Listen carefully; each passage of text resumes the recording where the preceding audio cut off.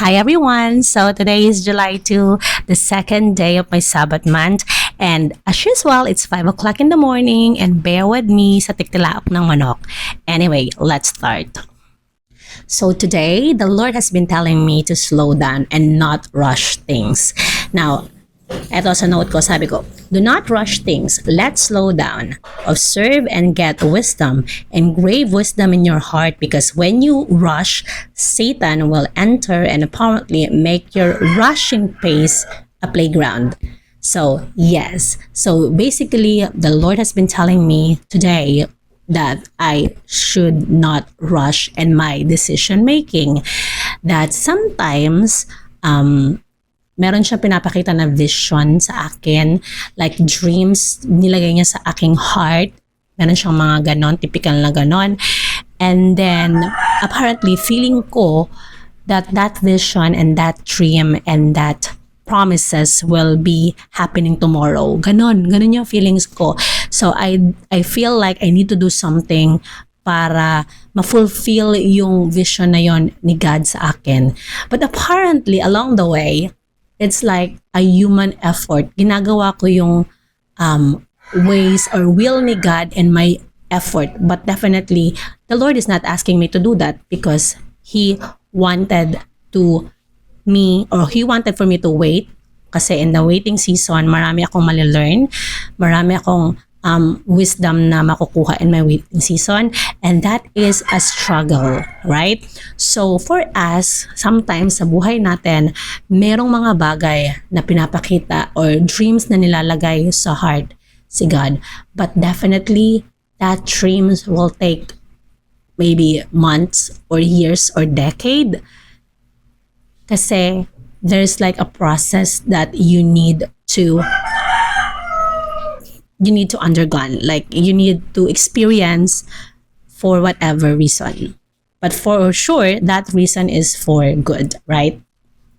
I love the story in the Bible kay Abraham at kay Sarah.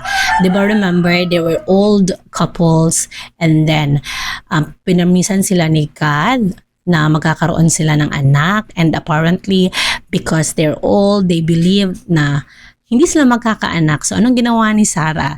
Si Sarah was like, binigay niya yung servant girl niya na si Hagar kay Abraham kasi feeling niya ayun yung ways ni God. Pero unfortunately, hindi yun yung ways ni God.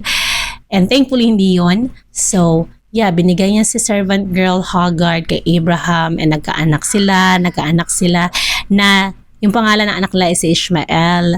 And then, feeling nila ayun yung promise son ni God. Pero hindi siya, of course, kay andun man si Isaac. So, God's will is definitely God's will.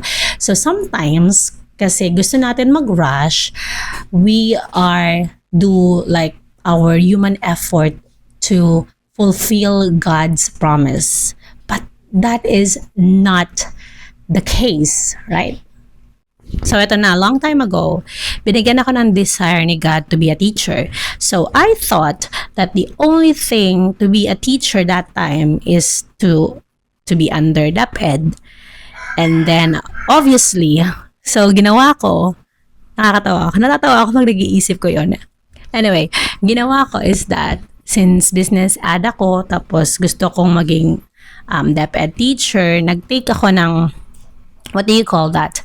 Nag-take ako or nag-ano ako ng course, like, I forgot the course. Basta kailangan ko kumuha ng certain units para makapag-take ng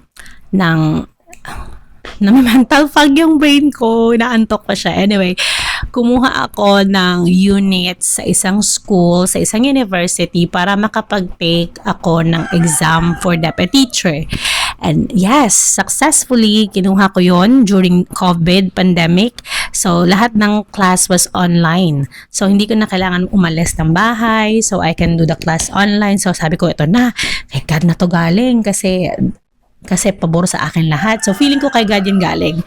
Pero, fast forward, unfortunately, hindi ako nakapag-take ng test na iyon kasi nag-change sila ng curriculum. And the PRC, yung nag-handle ng DepEd license, gusto nila kumuha pa ako ng more unit probably 2 years, considering those unit na nakuha ko na. So, they wanted me to take more para makapag-take ng exam na yon sa PRC. To make the story short, hindi enough yung units na nakuha ko. Kailangan ko pang mag-add more. And hindi ko na kayang mag-add more kasi 2 years yung gugugulin ko para lang yan. So sabi ko na, hindi ako pwede maging DepEd teacher. So anong nangyari? Fast forward again. Naging teacher ako pero doon ako sa ESL. So it's like a teacher sa mga Chinese students, sa mga Taiwanese. So a teacher. So teacher ako pero online. And then there, gumugol ako ng maraming years then.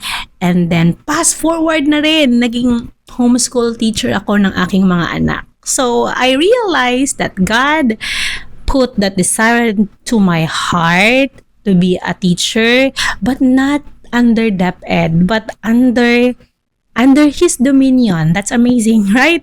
Under His dominion. So I'm gonna be a teacher, not to anybody's children, but with my own children. So that was really, really like a revelation to me. So na-amaze talaga ako, naiyak ako nung na-reveal yun ni God sa akin.